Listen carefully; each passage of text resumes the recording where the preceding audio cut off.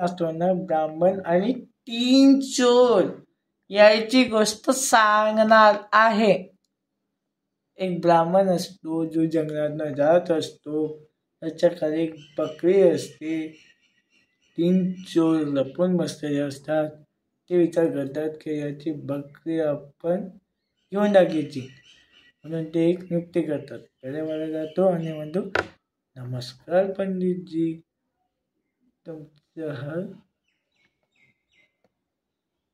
कुत्रा गाढव घेऊन कुत्रा घेऊन कुठे चालला? तो म्हणतो, अरे वेळेस काय की बघ तो काही बोलत नाही, हसून चालला जातो. दुसरा येतो.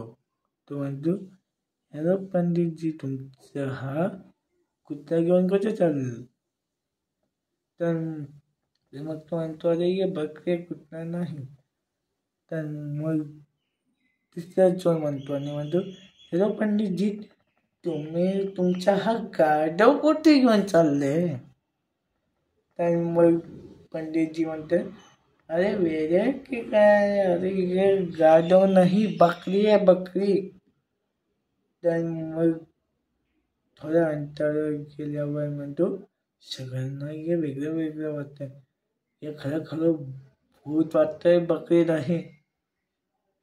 मग पंडितजी त्याला तिथे शोधतात आणि घाबरून पळून जातात.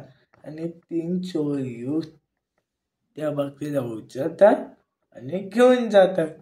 याच्या गोष्टीतून काय शिकायला मिळतं की कोणाच्या बोलण्यावर विश्वास ठेवू नये. अशी होती ब्राह्मण आणि तीन चोर याची गोष्ट.